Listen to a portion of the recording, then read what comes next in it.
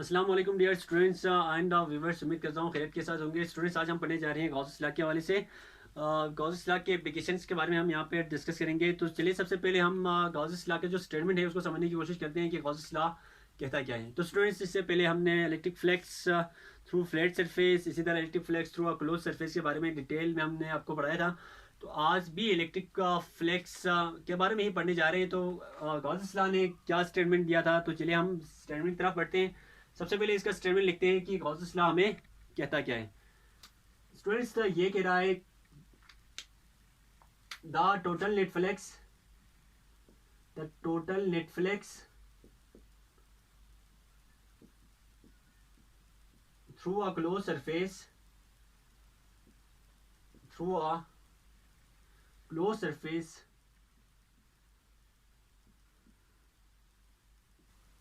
is equal to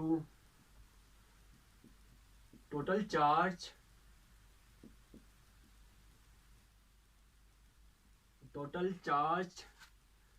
enclosed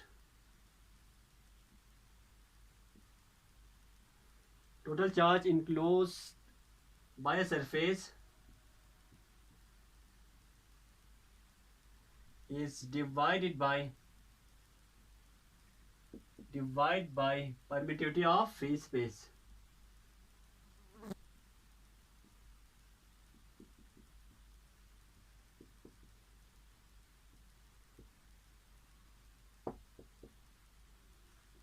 students, Gauss's law का statement बहुत ही सादा सा स्टेटमेंट है। ये कहता है कि टोटल जो नेट फ्लक्स होंगे किसी भी क्लोज सरफेस में वो इक्वल होगा total charge in close surface को। अगर हम इसकी परमिटिविटी से डिवाइड करेंगे तो हमारे पास फ्लक्स मिल जाएंगे, उसी सरफेस के फ्लक्स मिल जाएंगे।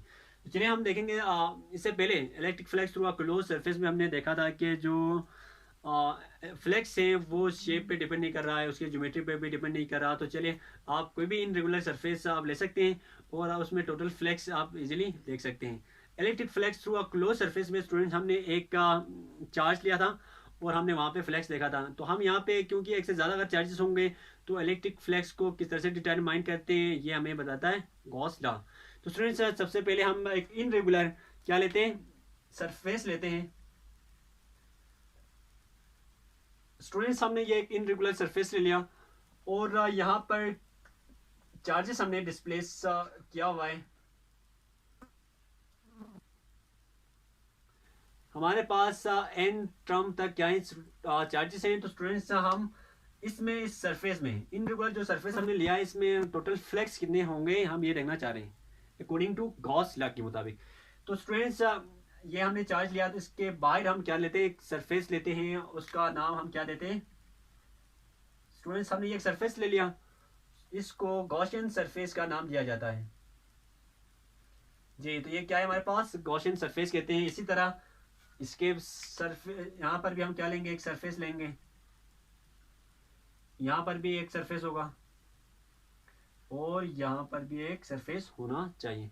तो स्टूडेंट्स, अगर हमारे पास एक चार्ज हो और हमने इससे पहले फ्लक्स थ्रू क्लोज सरफेस में बात की थी, अगर हमारे पास इस तरह का एक पॉइंट चार्ज हम ले लें तो इसमें फ्लक्स कितने होंगे ये आप याद करें। हमने जो टॉपिक आपको पढ़ाया था, क्या पढ़ाया था, हमने कहा था कि फ्लक्स थ्रू अ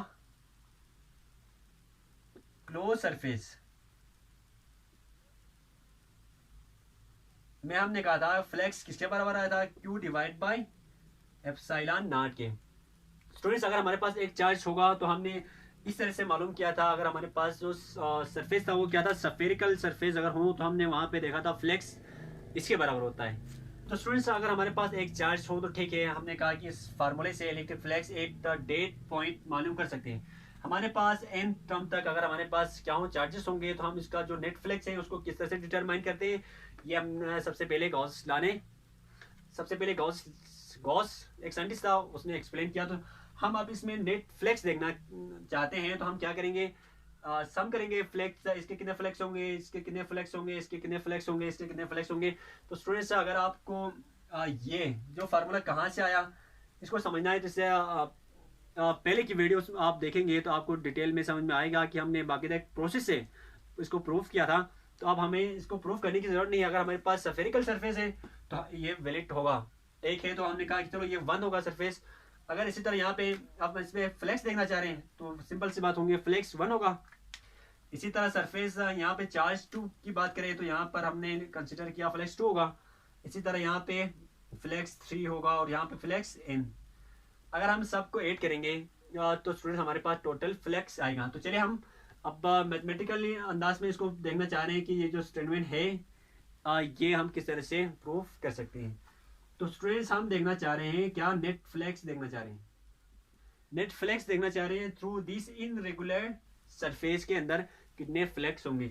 तो स्टूडेंट्स हमारे पास n टर्म हमारे पास है, तो हम कहेंगे दिस इज φ1 प्लस φ2 होगा प्लस φ3 होगा प्लस लेके φn।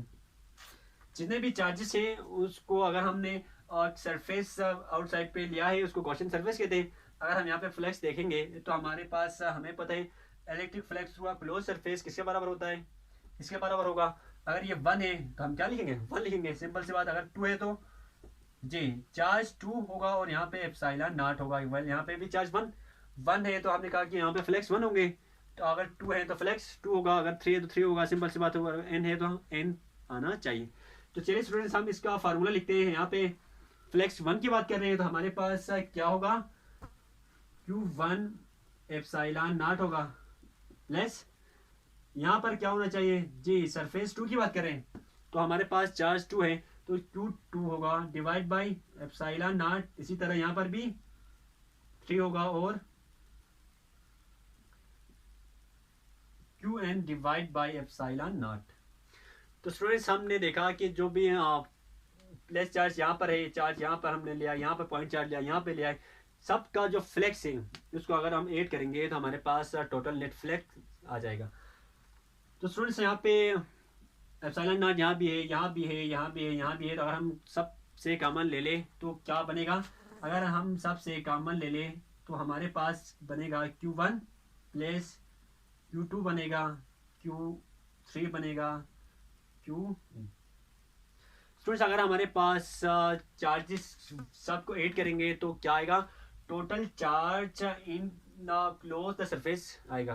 तो क्यों ना इस सब के जगह पे हम क्या लिख सकते हैं, टोटल चार्ज लिख सकते हैं इन क्लोज द क्लोज सरफेस। तो चलिए अगर मैं इसमें लिखता हूँ 1 डिवाइड बाई एप्सिलॉन नॉट किसके बराबर है, तो हमने कहा total charge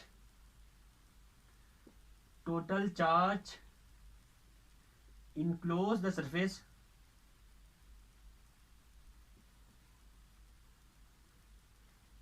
students, total charge enclose the surface को हम किससे लिखते हैं, तो हम यहाँ पे लिख लेते हैं इसका जो स्टेटमेंट बनेगा, net flux total charge enclose the close surface को हम कैपिटल Q से लिखते हैं। तो हमारे पास क्या आया, नीचे एप्सिलॉन नॉट कॉमन निकाला था। तो स्टूडेंट्स ये हमारे पास गाउस लॉ का मैथमेटिकल फॉर्म आ चुका है। और आप यहाँ पे देख सकते हैं टोटल फ्लेक्स किसके बराबर होता है, टोटल फ्लेक्स जो है वो total charge this is Q, यानी यहाँ पे हमने इस्तेमाल Q लिया है, एक चार्ज लिया है, यहाँ पे दूसरा चार्ज है, यहाँ पे तीसरा है, यहाँ पे चौथा है, यहाँ पे पांचवा है और इसी तरह n तक है। अगर हम सबको जमा करेंगे तो हमारे पास total charge in close the close surface आ जाएगा। तो हमने इसको किससे लिखा है, Q से। तो स्टूडेंट्स आप इस जो स्टेटमेंट था इसकी तरफ अगर आपका ध्यान हो तो यहाँ पर क्या कह रहा था, total net flux through a close surface is equal होता है किसके, total charge enclose by the surface is divided by permittivity of free space. तो यहाँ पे देखो हमने इसको प्रूव किया, नेट फ्लेक्स जो है वो किसके बराबर होते हैं, total charge enclose the surface is divided bye it permittivity of free space. तो स्टूडेंट्स आज हमने डिस्कस किया गॉस लॉ क्या होता है। गॉस लॉ बेसिकली फ्लेक्स को डिटर्मिनेशन में हम यूज़ कर लेते हैं।